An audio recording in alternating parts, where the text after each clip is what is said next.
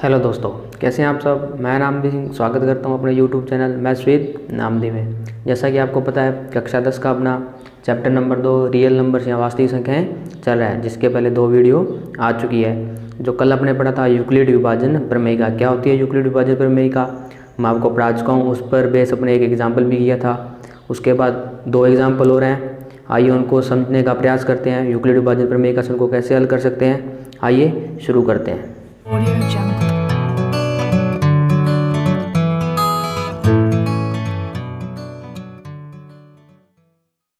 Example number 2, दर्शाइए कि प्रत्येक धनात्मक समपूर्णांक 2q के रूप का होता है तथा प्रत्येक विषम पूर्णांक 2q+1 के रूप का होता है, जहाँ q क्या है, कोई भी क्या है, पूर्णांक है। ये अपने को दर्शाना यानी कि सिद्ध करना है कि कोई भी धनात्मक समपूर्णांक 2q के रूप का होता है और जो विषम पूर्णांक का है वो कैसा होता है, 2q+1 के रूप का होता है। ये अपने को क्या करना है, सिद्ध करना है। अब सिद्ध करने के लिए माना कोई धनात्मक पूर्णांक, कितना मान लिया मैंने, a, यानी कि वो जिस धनात्मक पूर्णांक की बात कर रहे हैं उसको मैंने क्या मान लिया, a। अब इस a को दर्शाना है भी 2q के रूप का हो, जो सम पूर्णांक होगा वो 2q के रूप का होगा और जो विषम पूर्णांक होगा वो 2q+1 के रूप का होगा। तो कैसे दर्शाएंगे, तो देखो यानी 2q का मतलब है, कल अपने यूक्लिड विभाजन प्रमेयिका पढ़ी थी। क्या थी यूक्लिड विभाजन प्रमेय, a बराबर bq प्लस में r, यानी कि a के अंदर यदि b का भाग दिया जाता है, यानी कि भाज्य बराबर भाज्य इंटू भागफल प्लस s परित होता है, यानी कि a के अंदर यदि b का भाग देते हैं तो q क्या आता है, भागफल आता है, प्लस में क्या आता है, r क्या होता है, शेषफल आता है। अब इस 2q का मतलब देखो, यानी कि किसी संख्या में अगर अपने 2 का भाग लगाएं वो कितनी बार जाएगा, q बार जाएगा, और साथ में कुछ नहीं है तो प्लस में 0 लिख सकते हो, और शेषफल कितना आना चाहिए, 0 आना चाहिए। यानी कि यहाँ पर अपने बात करें तो b का मान कितना होगा, 2 होगा। तो अब लिखेंगे यूक्लिड विभाजन प्रमेयिका से, क्या लिखेंगे, यूक्लिड विभाजन प्रमेयिका से क्या होती है यूक्लिड विभाजन प्रमेयिका, a बराबर bq प्लस r, a बराबर b का मान कितना 2q प्लस में कितना r। अब मैंने बताया था जो r होता है वो क्या होता है, इस b से तो छोटा होता है और 0 के बराबर हो सकता है या 0 से क्या हो सकता है, बड़ा हो सकता है। तो यहाँ पर जो r होगा वो कैसा होगा, जो r होगा इस 2 से तो क्या होगा, छोटा होगा, और 0 के बराबर यहाँ 0 से क्या होगा, बड़ा होगा। तो r का क्या क्या मान हो सकता है, r बराबर 0 भी हो सकता है और 0 और क्या हो सकता है, 1 हो सकता है। यही 2 मान हो सकते हैं, क्योंकि 0 के बराबर भी हो सकता है और 0 से बड़ा। तो 2 से क्या होना चाहिए, छोटा होना चाहिए। तो r बराबर क्या होगा, 0 या फिर क्या होगा, 1 हो सकता है। अब r बराबर 0 रखेंगे एक बार यहाँ पर, और एक बार क्या रखेंगे, r बराबर 1, a बराबर 2q प्लस r में रखेंगे। तो लिखेंगे r बराबर 0 रखने पर, r बराबर 0 रखने पर, r बराबर 0 रखेंगे तो क्या आ जाएगा, a बराबर 2q प्लस में 0।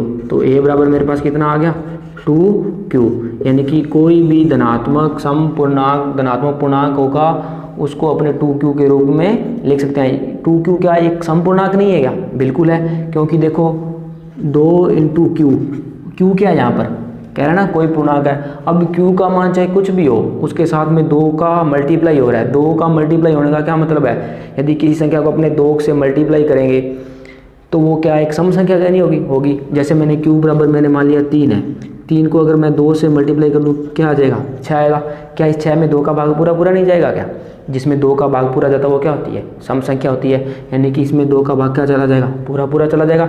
यानी कि कोई भी धनात्मक समपूर्णांक उसको अपने a बराबर 2q के रूप में लिख सकते हैं। अब लिखेंगे r बराबर कितना रखने पर, 1 रखने पर, r बराबर 1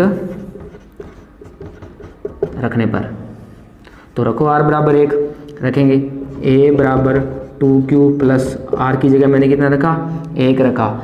यानी कि किसी धनात्मक समपूर्णांक, 2q क्या है, धनात्मक समपूर्णांक ही तो है, ये अपने सिद्ध कर दिया। a बराबर क्या है, 2q क्या है, एक धनात्मक समपूर्णांक। यदि धनात्मक समपूर्णांक में कितना जोड़ दें, 1 जोड़ दें तो वो क्या होगा, विषम संख्या नहीं होगी क्या। देखो कैसे, जैसे मैंने लिखा था 3 था, इसको 2 से मल्टीप्लाई किया था तो कितना आया था मेरे पास 6 आया था। यानी कि किसी भी संख्या को 2 से मल्टीप्लाई करेंगे तो वो क्या आएगी, सम संख्या आएगी। अब इस सम संख्या में अगर मैं 1 जोड़ दूं तो कितना आया, 7 आया।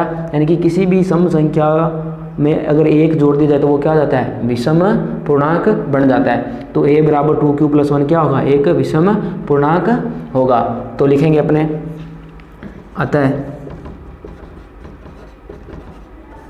प्रत्येक धनात्मक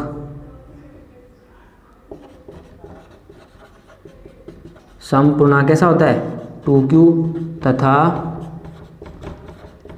विषम पूर्णांक कैसा होता है, 2q + 1 के रूप का होता है। एक बार फिर से देखिए, मैंने मान लिया कोई धनात्मक पूर्णांक कितना a, अब b बराबर कितना मान लिया मैंने 2, क्योंकि 2q इसका मतलब क्या है, 2q + कितना 0, यानी कि किसी संख्या में अपने 2 का भाग लगाया था, कितनी बार गया था, q बार गया था, शेष पर कितना आना चाहिए 0। यानी कि जो ये 2q होगा इसको क्या सिद्ध करना था, ये धनात्मक क्या है, संपूर्णांक के रूप में अपने लिख सकते हैं। तो यूक्लिड विभाजन प्रमेय का a बराबर bq + r होता है, और b का मान अपने पास कितना है 2, और r का मान इस b से छोटा होगा, यहाँ 0 से बड़ा या 0 के बराबर होगा। तो r का मान क्या क्या हो सकता है, 0 भी हो सकता है और 1 भी हो सकता है। जब मैंने r बराबर 0 रखा तो a बराबर मेरे पास कितना आ गया 2q, इस r की जगह 0 रखा। अब किस संख्या में 0 जोड़ेंगे कोई फर्क थोड़ी पड़ेगा, तो a बराबर मेरे पास कितना आ गया 2q। तो अब लिखेंगे r बराबर 1 रखने पर, r बराबर 1 रखा तो a बराबर कितना आ गया 2q + 1। अब यही तो अपने को सिद्ध करना था, प्रत्येक धनात्मक संपूर्णांक 2q के रूप का होता है, बिल्कुल होता है। और जो विषम पूर्णांक होता है वो कैसा होता है, 2q + 1 के रूप का होता है। आप वीडियो को रोककर इसको नोट डाउन कर सकते हैं। अब देखो, इसको एक तरीके अगर कोई बच्चा ऐसे नहीं करना चाहता है ना, तो और इसको कैसे कर सकते हैं, आइए समझते हैं। इसको दूसरे तरीके से कैसे करते हैं, आइए समझते हैं। अब धनात्मक समपूर्णांक की बात कर रहे हैं। अब धनात्मक समपूर्णांक कौन कौन से होते हैं, क्या 2 धनात्मक समपूर्णांक है, बिल्कुल 4, 6, 8, 10, इस तरह से ना, ये क्या हो गए धनात्मक समपूर्णांक। अगर मैं विषम पूर्णांक की बात करूँ तो विषम पूर्णांक कौन कौन से, 1, 3, 5, 7 और 9, इस तरह से ना बहुत से हो सकते हैं। ये क्या है धनात्मक समपूर्णांक और ये क्या है विषम पूर्णांक है। अब इनको क्या देखते हैं, अपने 2q के रूप में लिख सकते हैं, और इसको सिद्ध करना है, इसको 2q + 1 के रूप में लिख सकते हैं। अब देखो, अगर ये धनात्मक समपूर्णांक है, समपूर्णांक होने का क्या मतलब, उसमें 2 का भाग पूरा पूरा जाना चाहिए। अब देखो, मैंने 2 के अंदर 2 का भाग लगाया तो कितनी बार गया, तो शेष बल कितना आया 0। अब इस 2 को क्या लिख सकते हैं, भाज्य बराबर भाजक इंटू भागफल प्लस में कितना शेषफल। अब 4 के अंदर मैंने 2 का भाग लगाया, कितनी बार गया 2 दूनी 4, शेषफल कितना 0। यानी कि 4 को अपने क्या लिख सकते हैं, 2 × 2 + 0। फिर इसी तरह 6 में अपने 2 का भाग लगाएंगे तो 3 बार जाएगा, तो शेषफल कितना 0। यानी कि 6 को अपने क्या लिख सकते हैं, 2 × 3 + 0। 8 में लगाएंगे, 2 चौका 8, शेषफल कितना 0। तो 8 को कैसे लिखेंगे, 2 × 4 + 0। अब देखो, अगर 10 में लगाएंगे तो 10 को कैसे लिखेंगे, 2 × 5 + 0। अब देखो, ये भी समपूर्णांक, ये भी समपूर्णांक, ये भी समपूर्णांक और ये भी समपूर्णांक। अब इस 2 को कैसे लिखा अपने, 2 × 1 + 0, इसको 2 × 2 + 0, इसको 2 × 3 + 0, 2 × 4 + 0। इसी तरह से 10 को 2 × 5 + 0, 12 को 2 × 6 + 0। अब अगर इसमें देखेंगे 2 तो सब में क्या आ रहा है, इसमें भी 2 आ रहा है, इसमें भी 2 आ रहा है, इसमें भी 2 आ रहा है, इसमें भी 2 आ रहा है। अगर यहाँ से अगर अपने रिजल्ट की बात करें है ना, अपने को रिजल्ट क्या मिला यहाँ से ना, कि कोई धनात्मक समपूर्णांक है उसको 2, यानी कि 2 तो सब में आ रहा है, बदल क्या रहा है, इसमें 1 आ रहा है, इसमें 2 आ रहा है, इसमें 3 आ रहा है, इसमें कितना आ रहा है 4। यानी कि इसको मैंने एक नया नाम दे दिया Q। यानी कि Q कोई भी हो सकता है, कह रहा है ना Q कोई भी पूर्णांक हो सकता है। तो Q 1 भी हो सकता है, अगर 1 हुआ तो मेरे पास 2 मिल जाएगा, अगर 2 हुआ तो 4 मिल जाएगा, 3 हुआ तो 6 मिल जाएगा। यानी कि कोई भी धनात्मक समपूर्णांक होगा उसको अपने 2Q के रूप में लिख सकते हैं। अब इसमें देखो, अगर मैं इस 1 की बात करूँ, 1 में मैंने 2 का क्या लगाया, भाग लगाया, तो 0 बार जाएगा, तो शेषफल कितना बचा, 1 बचा। यानी कि अगर मैं 1 को लिखना चाहूँ तो कैसे लिखूँगा, 2 × 0 + 1। इसी तरह मैंने 3 में भाग लगाया 2 का, 2 × 1 2, 3 में से 2 गया तो 1। अब 3 को लिखेंगे तो 2 × 1 + 1। इसी तरह से अगर 5 को लिखेंगे तो 2 × 2 + 1। इसी तरह से 7 को लिखेंगे तो 2 गुणा 3 प्लस 1। अगर यहाँ से भी अपने रिजल्ट की बात करें ना, अपने को जो रिजल्ट मिलेगा क्या मिलेगा, यानी कि ये क्या 1 क्या है विषम पूर्णांक, 3 भी क्या है विषम पूर्णांक, 5 भी क्या है विषम पूर्णांक, 7 भी क्या है विषम पूर्णांक। इसी प्रकार आगे 9 आएगा तो 2 गुणा 4 प्लस 1, 11 आएगा तो 2 गुणा 5 प्लस 1, इसी तरह से आगे क्रम चलता रहेगा। तो यहाँ से देखेंगे तो 2 तो सब में आ रहा है ना, तो इसको लिखेंगे, यहाँ से लिखेंगे 2। अब देखेंगे तो शेष फल सब में कितना आ रहा है, इसमें भी 1, इसमें भी 1, इसमें भी 1, इसी में, यानी कि कोई भी विषम पूर्णांक होगा उसमें सब में शेष फल कितना आएगा, 1 आएगा। अब बदल क्या रहा है, यहाँ से 0, यहाँ पर 1, यहाँ पर 2, यहाँ पर 3, इसको मैंने एक नया नाम दे दिया q, यानी कि q कोई भी पूर्णांक हो सकता है, 0 भी हो सकता है, 1 भी हो सकता है, 2 भी हो सकता है और 3 भी हो सकता है, यानी कि कोई भी विषम पूर्णांक होगा उसको अपने 2q+1 के रूप में लिख सकते हैं। यही अपने को दर्शाना था। आइए चलते हैं एग्जाम्पल नंबर 3 की ओर, आप इसको लिख सकते हैं। एग्जाम्पल नंबर 3 कह रहा है यूक्लिड विभाजन प्रमेय का प्रयोग कर दर्शाइए कि किसी धनात्मक पूर्णांक का वर्ग, क्या कह रहा है, धनात्मक पूर्णांक का वर्ग 3m या 3m+1 के रूप का होता है, जहाँ m क्या होता है, कोई पूर्णांक होता है। अब अपने को कोई धनात्मक संख्या माननी पड़ेगी, उस धनात्मक संख्या को मानने के बाद अपने को सिद्ध करना है कि उस धनात्मक संख्या को 3m या 3m+1 के रूप में अपने लिख सकते हैं। तो देखो कैसे करेंगे। अब माना कोई धनात्मक पूर्णांक,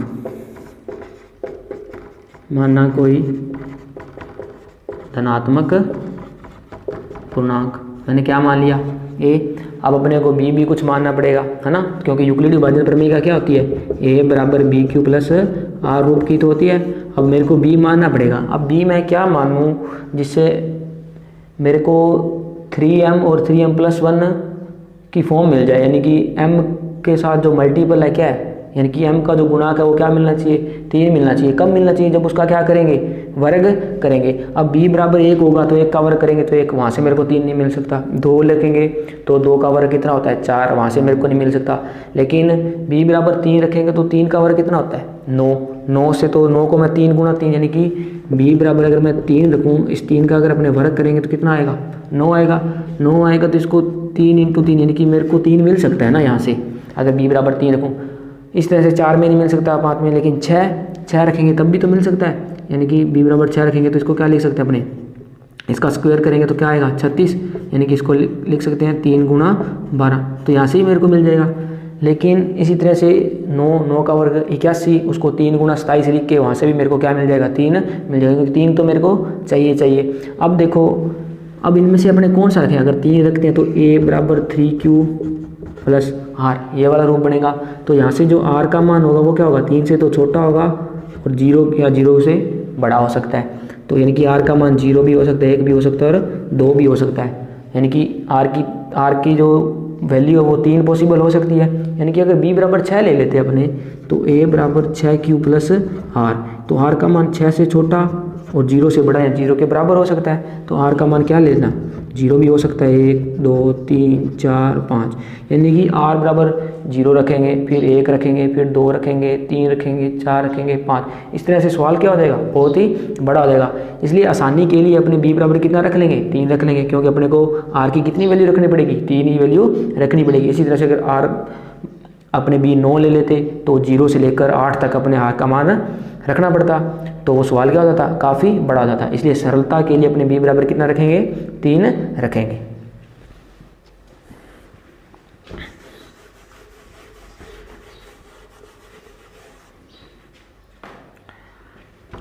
तो उम्मीद करता हूँ आपको समझ में आया होगा b बराबर 3 क्यों रखेंगे। तो यहाँ से b बराबर कितना, 3। अब लिखेंगे यूक्लिड विभाजन प्रमेयिका से,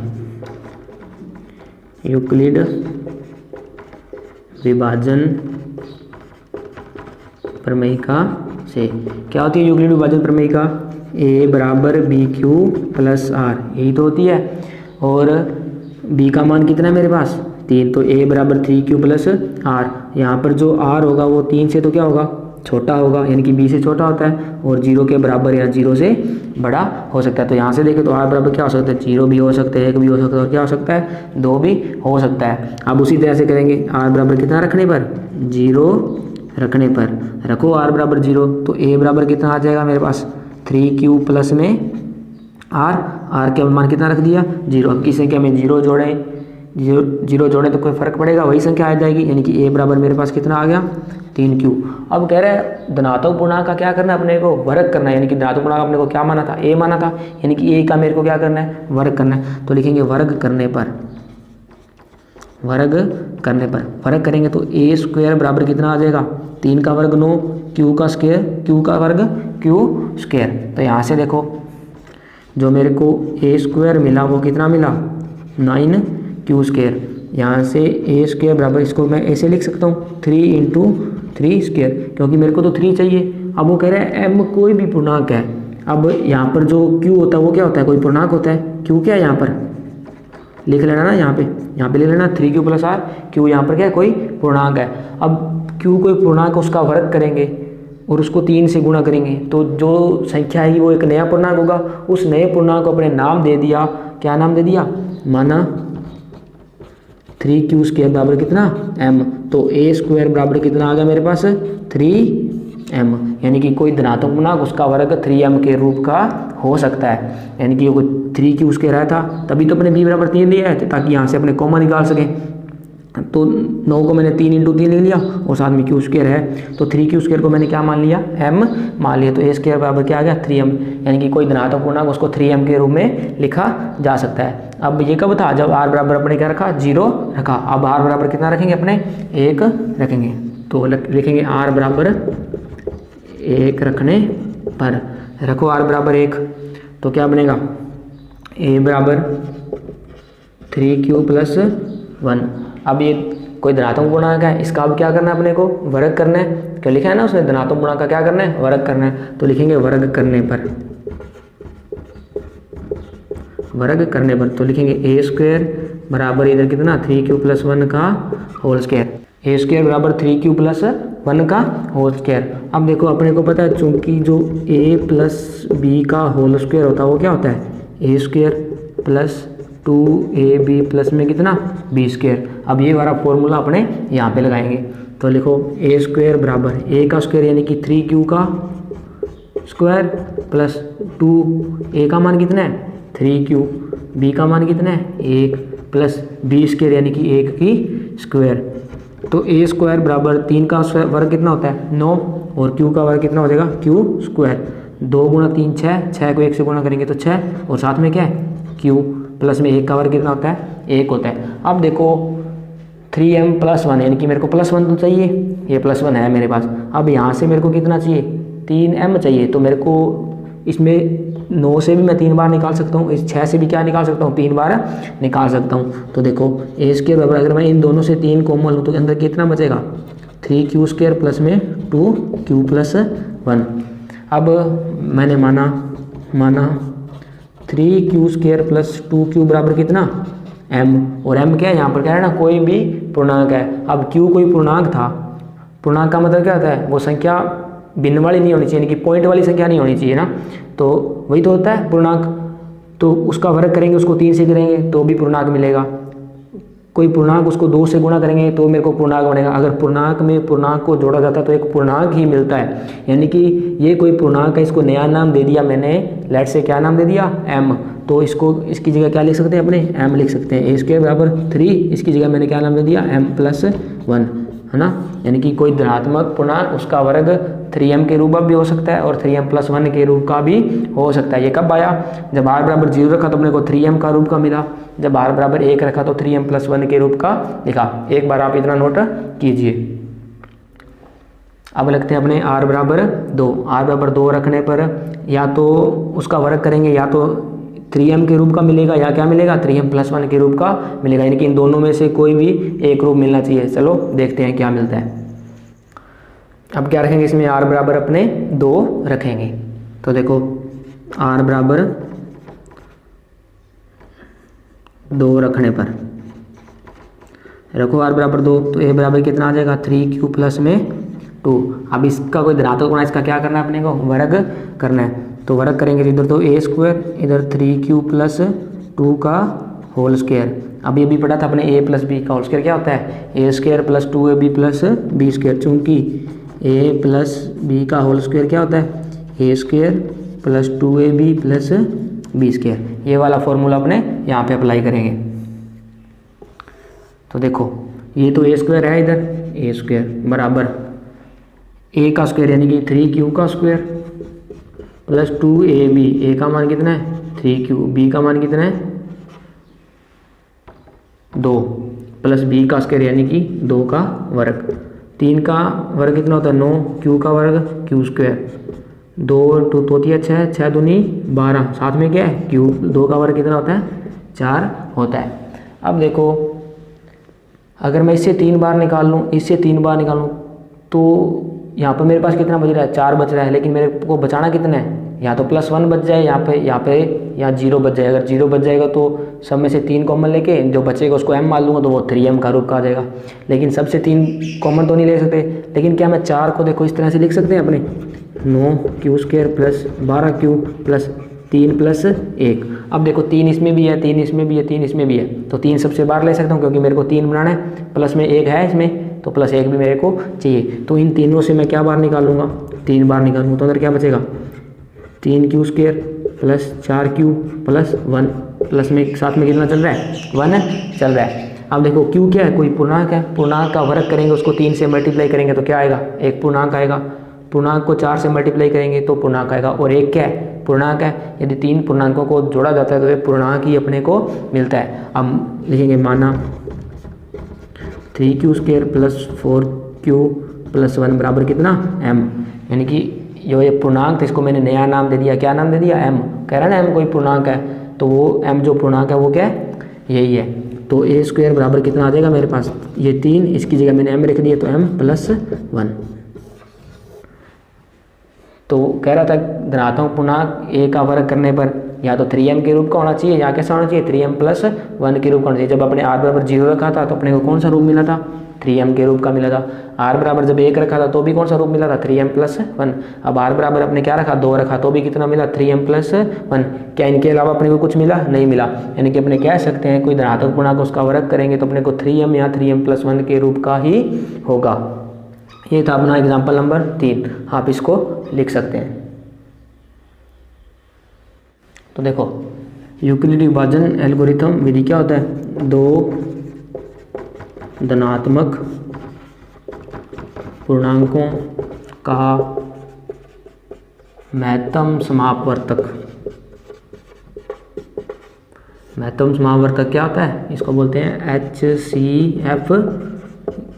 ज्ञात करने की क्या ये विधि है, करने की विधि, यानी कि कोई भी 2 धनात्मक पूर्णांक अपने को दिएंगे उसका क्या ज्ञात करने के लिए महत्तम समावर्तक यानी कि HCF, इंग्लिश में बोलते हैं हाईएस्ट कॉमन फैक्टर।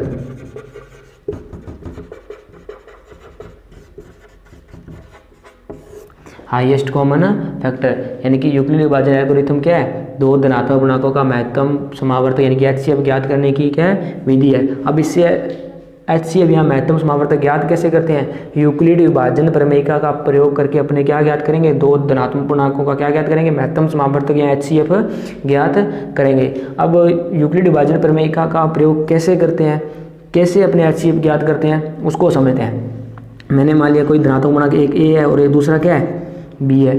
अब क्या करना है, बड़े पूर्णांक में छोटे पूर्णांक का क्या लगाना है, भाग लगाना है। यानी कि मैंने मान लिया A क्या है इसमें बड़ा है क्या B से, तो A में अगर B का भाग लगाया मैंने, A में किसका भाग लगाना है B का भाग लगाना है। मैंने कहा अभी Q टाइम्स गया और शेषफल मेरे को क्या बचा R बचा। तो वही यूक्लिड विभाजन प्रमेयिका क्या कहती है, भाज्य बराबर भाजक गुणा भागफल प्लस में कितना शेषफल।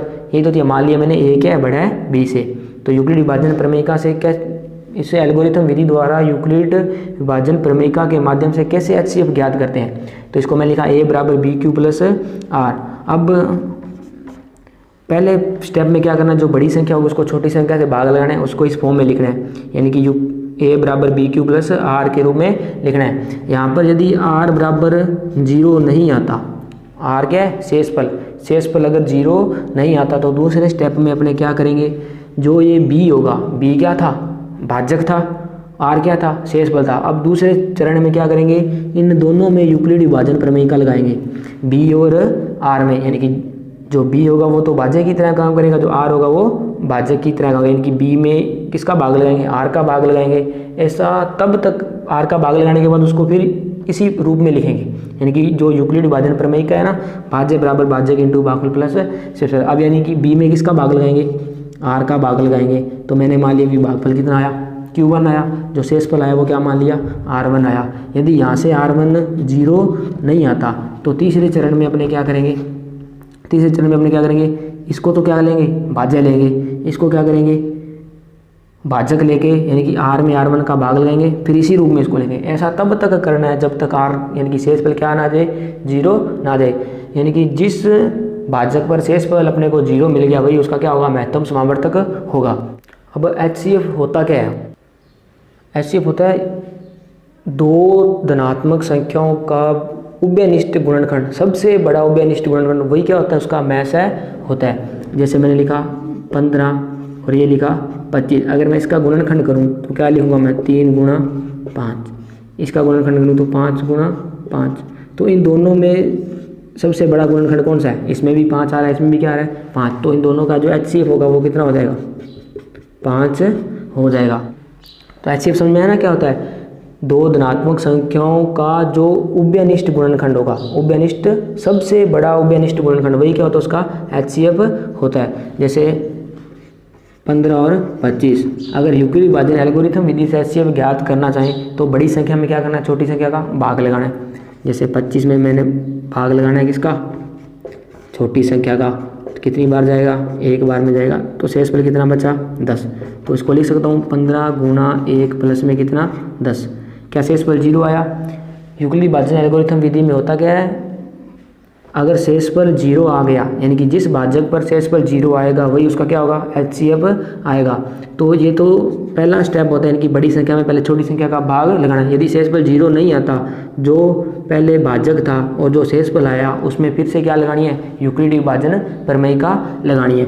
तो फिर से इसमें और इसमें यूक्लिड विभाजन प्रमेय का लगाएंगे, यानी कि 15 में 10 का भाग लगाएंगे, कितना बचा शेषफल, 5 बचा, यानी कि 10 गुणा 1 प्लस 5। अब फिर से क्या करेंगे, क्या शेषफल 0 आया, नहीं आया। अब 5 और 10 में फिर से क्या करेंगे, यूक्लिड विभाजन प्रमेय का लगाएंगे। तो फिर से लगाएंगे तो 5 गुणा 2 प्लस 0, यानी कि 10 में किसका भाग लगाना है, 5 का, 5 दूनी 10। क्या शेषफल 0 आया, शेषफल 0 आया। किस पर आया, अंतिम भाजक जिस पर शेषफल 0 आएगा वही इसका क्या होगा, HCF। यानी कि बात करें 15 और 25 के HCF की, वो कितना आ जाएगा, 5। HCF होता क्या है, दो धनात्मक संख्याएं दे रखी हो, उनके जो उभयनिष्ठ यानी कि दोनों में जो कॉमन सबसे बड़ा गुणनखंड होगा वही उसका क्या होगा, HCF होगा। आइए आपकी किताब में कुछ उदाहरण दे रखे हैं, उनको समझते हैं। उदाहरण नंबर 1, 81 और 237 का HCF ज्ञात करो। किस विधि से, यूक्लिड विभाजन एल्गोरिथम विधि से यूक्लिड विभाजन प्रमेयिका का प्रयोग करके क्या करना है, अपने को HCF ज्ञात करना है। अब यूक्लिड विभाजन एल्गोरिथम विधि से HCF कैसे ज्ञात करते हैं, बड़ी संख्या में छोटी संख्या क्या लगाना है, भाग लगाना है। फिर जो शेषफल आएगा और जो भाजक होगा, अगर शेषफल 0 नहीं आता तो शेषफल और भाजक में फिर से क्या लगानी है, यूक्लिड विभाजन प्रमेयिका लगानी है। फिर यदि शेषफल फिर से 0 नहीं आएगा तो फिर से जो शेषफल आएगा और जो भाजक होगा उसमें फिर से क्या लगानी है, यूक्लिड विभाजन प्रमेयिका। ऐसा तब तक करना है जब तक शेषफल अपने को क्या ना मिल जाए, 0 ना मिल जाए। जब जिस भाजक पर अपने को शेषफल 0 मिल गया वही उसका क्या हो जाएगा, संख्याओं का क्या हो जाएगा, HCF हो जाएगा। आइए समझते हैं। अब 81 और 237 बड़ी की बात करूँ तो 237 बड़ा है किससे, 81 के। अब इसमें क्या लगाएंगे, यूक्लिड विभाजन प्रमेयिका से। तो लिखेंगे यूक्लिड विभाजन प्रमेयिका से।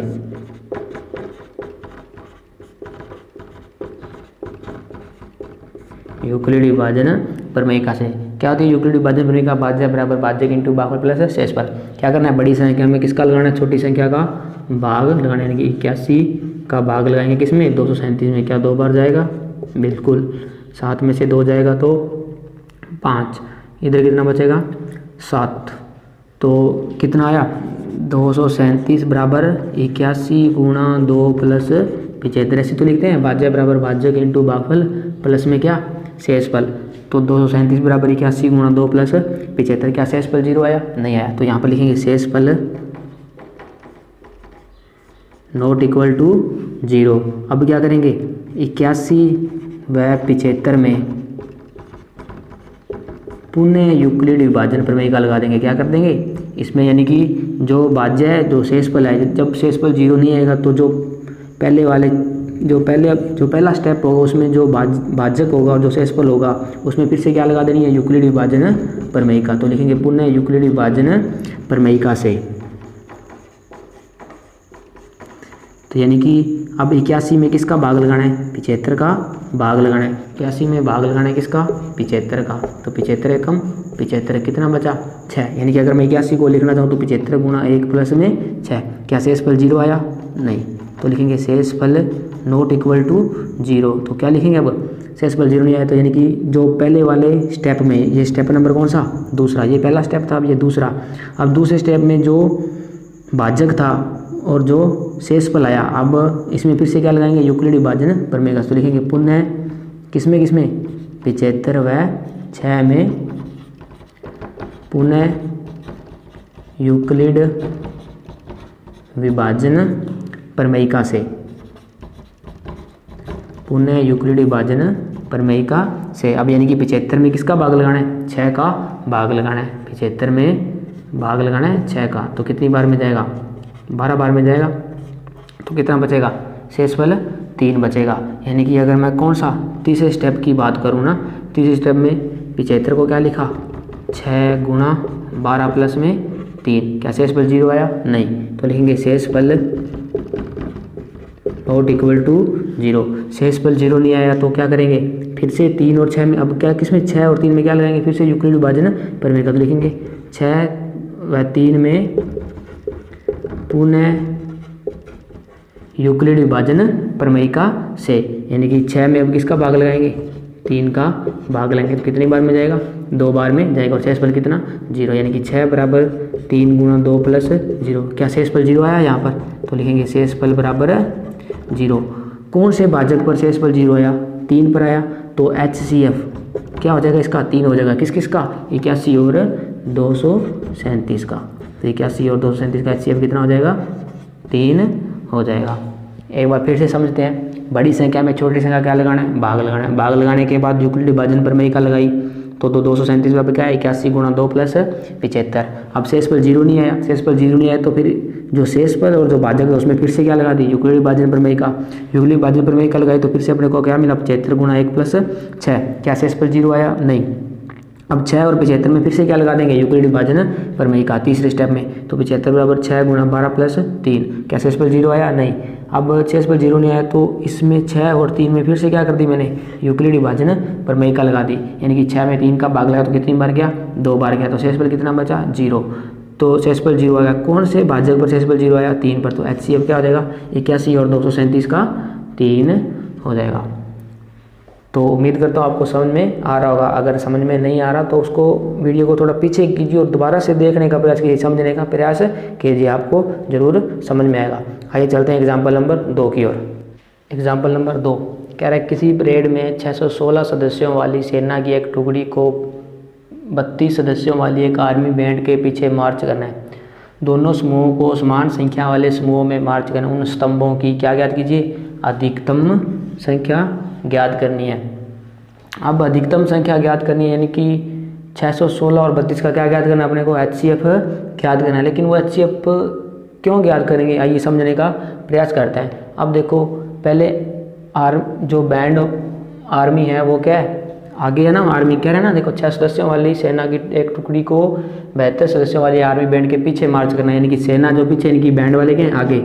अब मेरे को नहीं पता स्तंभ कितने हैं, मैंने मान लिए जो स्तंभ है वो कितने हैं, X हैं। X क्या है, जो जिसमें जो आर्मी मार्च करी है उन स्तंभों की क्या है, संख्या है। इसके पीछे क्या है, आर्मी।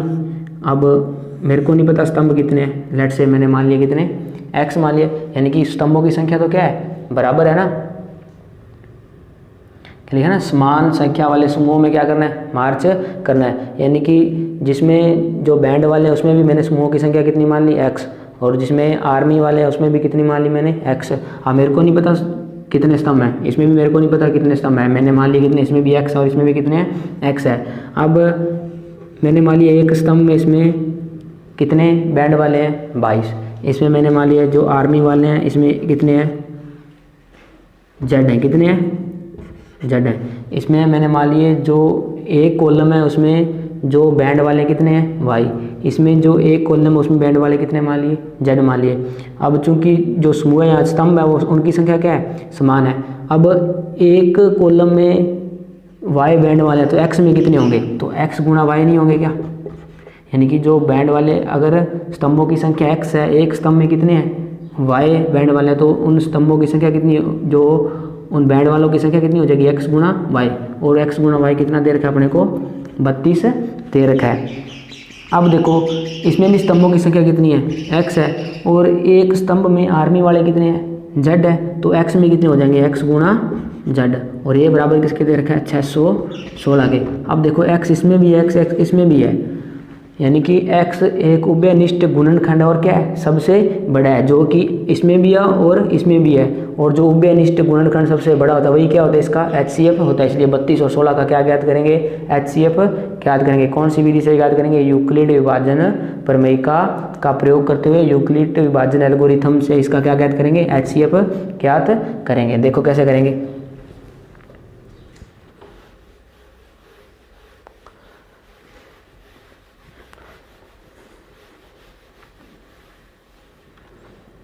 समझ में आया होगा आपको HCF क्यों ज्ञात करना है। तो देखो किसका किसका ज्ञात करेंगे HCF, अपने ज्ञात करेंगे 616 और किसका 32 का।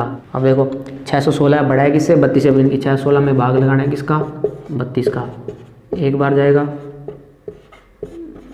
इधर कितना बचेगा 2, ऊपर से कितना 6। अब देखो कितनी बार जाएगा 9 बार जाएगा, 288, कितना बचेगा 8 बचेगा, यानी कि तो लिखेंगे 616 32 में किससे यूक्लिड विभाजन प्रमेयिका से, यूक्लिड विभाजन प्रमेयिका से पता है ना, यूक्लिड विभाजन एल्गोरिथम से यूक्लिड विभाजन प्रमेयिका का प्रयोग करके कैसे HCF ज्ञात करते हैं। अभी पीछे मैंने एक उदाहरण कराया था, तब तक इसमें अब बड़ी संख्या में छोटी संख्या का भाग लगाना है, और अगर शेषफल शून्य नहीं आता फिर उसी प्रक्रिया को क्या करना आगे दोहराना है, कब तक जब तक शेषफल अपने को क्या ना मिल जाए 0 न मिल जाए। तो देखो 616 में 32 का भाग लगाया, तो 616 को यूक्लिड विभाजन प्रमेयिका से क्या लिख सकते हैं 32 गुणा 19 प्लस में कितना शेषफल 8। क्या शेषफल 0 आया, नहीं, तो शेषफल नॉट इक्वल टू 0, जो शेषफल है वो क्या नहीं आया 0 नहीं आएगा। तो अब क्या लिखेंगे 32 व 8 में अब क्या लिखेंगे 32 व 8 में पुनः यूक्लिड विभाजन प्रमेयिका से, पुनः यूक्लिड विभाजन प्रमेयिका से। तो 32 और 8 में पुनः यूक्लिड विभाजन प्रमेयिका लगाएंगे, यानी कि 32 में किसका भाग लगाएंगे 8 का, कितनी बार में जाएगा 4 बार में, तो शेषफल कितना आया 0, यानी कि क्या लिख सकता हूँ मैं इसको 8 गुणा 4 प्लस में 0। अब लिखेंगे शेषफल क्या आया अपने पास 0 आया। कौन से भाजक पर आया, जिस भाजक पर शेषफल शून्य आता है वही क्या होता है HCF होता है। कौन से भाजक पर आया 8 पर आया, तो शेषफल 0 आ गया, तो HCF किस किस का 616 और 32 का कितना आ जाएगा 8 आ जाएगा। अब ये 8 क्या है, उन स्तंभों की अधिकतम संख्या है जिसमें जो दोनों समूह थे वो क्या करेंगे मार्च करेंगे, यानी कि बैंड वाले और आर्मी वाले कितने स्तंभों में मार्च करेंगे 8 स्तंभों में क्या करेंगे मार्च करेंगे, यानी कि जो HCF 616 और 32 का HCF कितना आया 8 आया। ये अपना एग्जाम्पल नंबर 2। उम्मीद करता हूँ आपको समझ में आ रहा होगा। तो ये थी यूक्लिड विभाजन एल्गोरिथम विधि। कल अपने करेंगे एक्सरसाइज 2.1। आप अगर आपको ये वीडियो अच्छी लगी तो इसको लाइक कीजिए, शेयर कीजिए और चैनल को सब्सक्राइब कीजिए। कल अपने करेंगे इसकी एक्सरसाइज 2.1। तब तक बने रहिए मेरे साथ। धन्यवाद।